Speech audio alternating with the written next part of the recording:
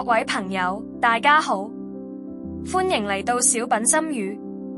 佢嘅故事，可能你聽過，可能你經歷過，可能係你同我都會擁有嘅故事。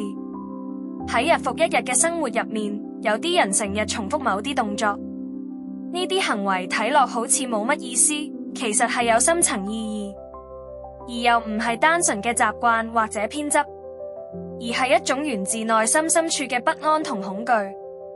當情緒冇辦法講出口，創傷都冇位擺，人就用行為去填補心靈嘅空洞。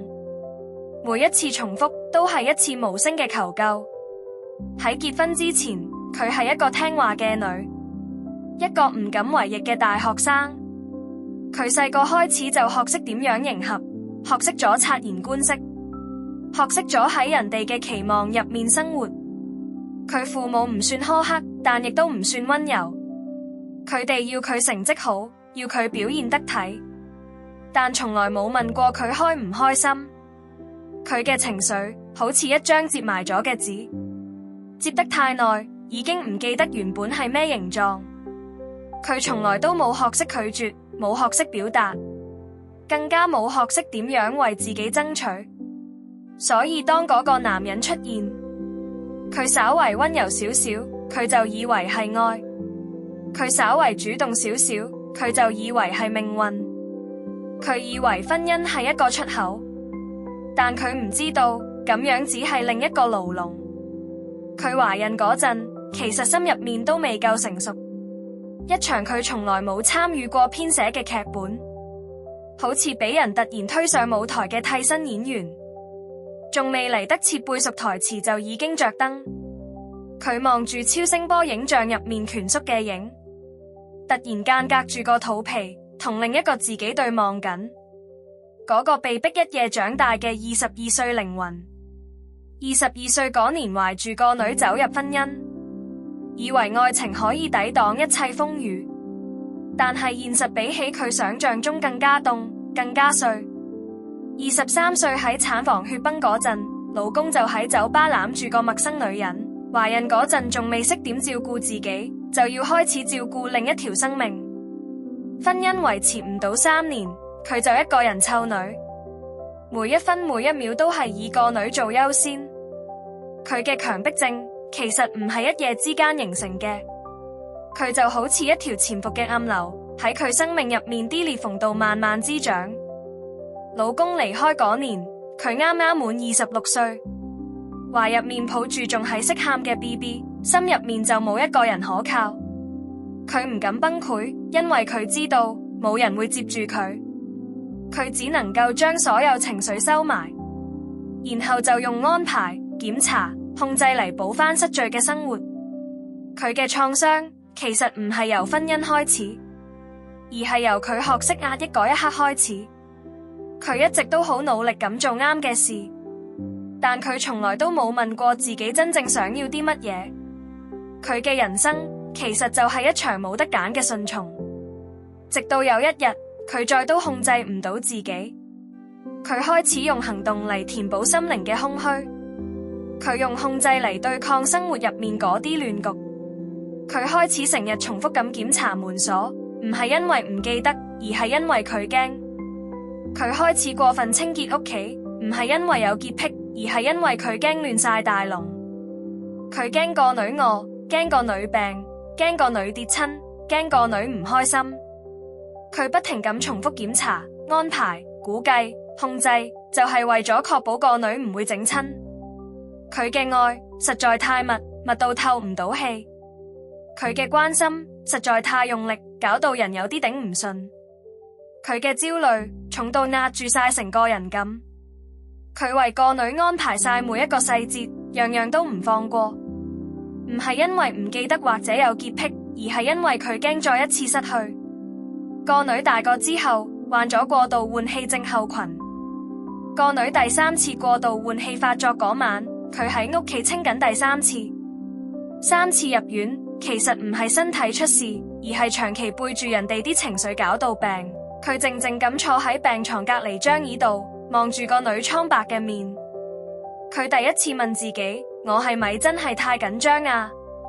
個女望住阿媽，語氣溫柔但好堅定咁講：媽媽，我知你一直都好努力，你為我安排晒一切，日日都照顧住我。但我想問，你可唔可以俾自己啲空間，照顧下自己？阿媽靜咗一陣，低頭冇出聲。佢隻手指輕輕咁喺手指頭邊緣度磨嚟磨去，好似喺揾一個可以走得甩嘅出口咁。個女繼續講：我想你知，我一直都睇得出你好攰。你每日都檢查3次門鎖，成日問我食咗未，瞓得好唔好。阿媽眼眶紅紅地，聲音震震地咁講：我驚我唔理你就會出事，我驚我一放手你就會走咗，我驚我唔緊張就唔算係一個好媽媽。個女輕輕握住佢隻手：你係因為愛我先會咁樣做。媽媽，你已經係最好嘅媽媽啦。我知你好緊張我，但我仲驚你會唔記得照顧自己。我想你開心唔止係安心，我想你笑唔止係堅強。你教我點樣去愛人，而我早就將呢份愛放咗喺心入面。我只係想你知，其實我一直都知道。你唔使成日逼自己去控制晒所有嘢，你可以慢慢學識放低，學識點樣安心落嚟。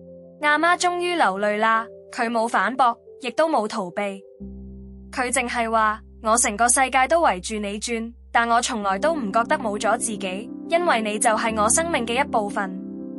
個女細細聲咁答：咁而家開始，我哋一齊學點樣為自己而活。佢開始諗翻自己有冇試過俾個女自由咁揀嘢，自己有冇試過俾個女有啲喘息嘅空間，有冇聽過佢講過我唔需要你咁樣做。佢以為自己係保護者，但佢唔記得咗，其實自己都係壓力嘅來源。佢以為自己係照顧者，但佢唔記得咗個女都需要有自己嘅空間嚟呼吸。佢開始揾人幫手，去參加心理輔導，學下咩叫界限，咩叫放手。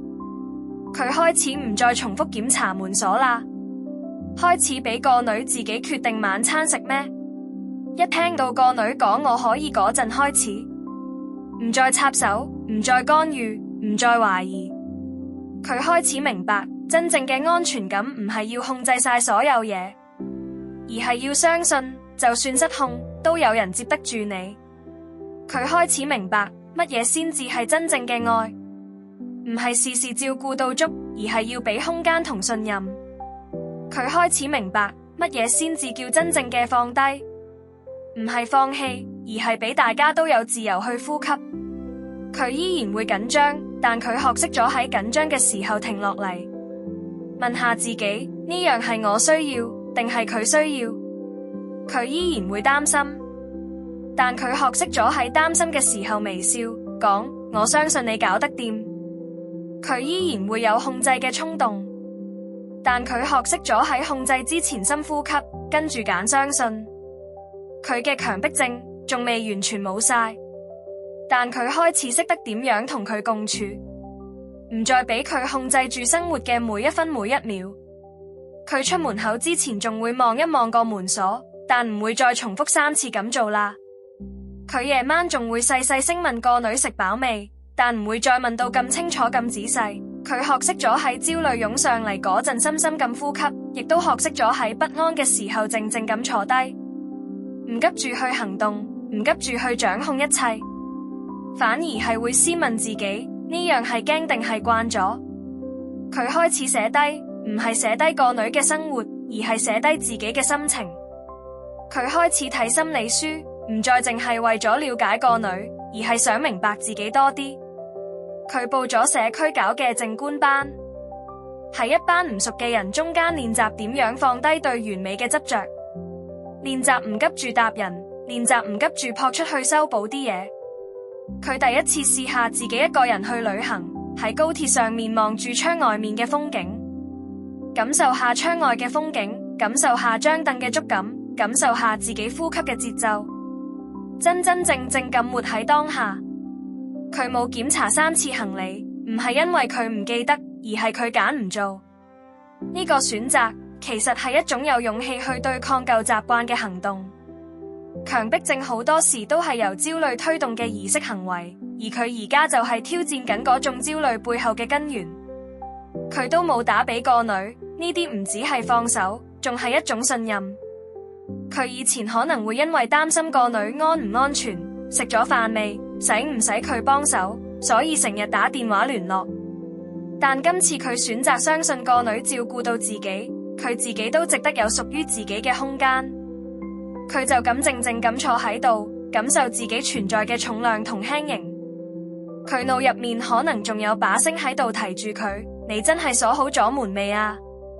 行李入面有冇漏咗啲嘢啊？個女會唔會突然之間有咩要揾你啊？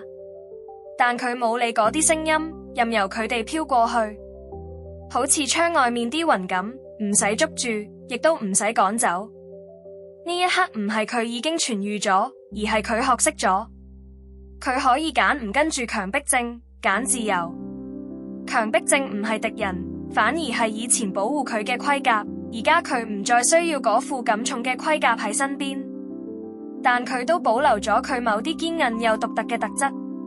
生活仲有起伏，但佢唔再俾情緒拉住去到失控，識得喺亂局入面揾翻條秩序，喺唔安樂嚟揾翻啲平靜，唔再係嗰個淨係為個女而活嘅媽媽，開始為自己種花、煮茶、散步、睇書，開始為自己而活，真真正正咁活喺當下。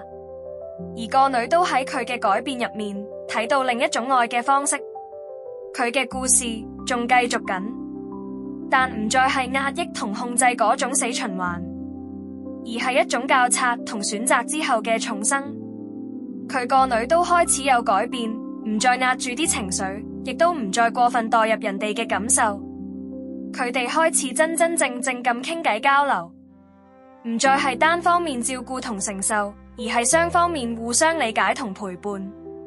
個女冇特登改變啲乜，只係開始俾媽咪睇到自己已經大個女啦。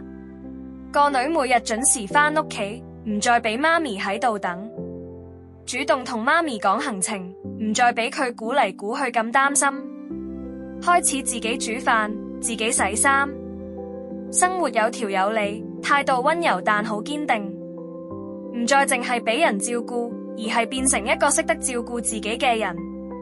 個女喺媽媽焦慮嘅時候會話：我搞得掂。喺媽媽猶豫嘅時候輕輕握住佢隻手，話：你可以放心啦。唔淨止講，係用行動去證明俾人睇，用自己嘅本事同真心去守住呢段關係，唔逃避媽媽嘅情緒，但亦唔再俾佢牽住走，識得聽人講嘢，又識得分清界線，俾媽媽知道原來愛都可以係自由嘅。個女嘅穩陣變成咗媽媽嘅安心，個女嘅成熟令媽媽終於放低晒。個女冇改變媽媽，只係俾佢睇到原來放手唔代表失去，反而係另一種更深嘅聯繫。佢明白自己唔係失敗嘅媽媽，只係太早識得犧牲，但太遲先識得放手。佢明白逼人嘅背後其實係一顆一直冇人安慰過嘅心，而嗰顆心其實都值得俾人攬住。喺中國文化入面，媽媽成日都俾人當係無私嘅象徵，佢哋默默咁付出，唔求回報。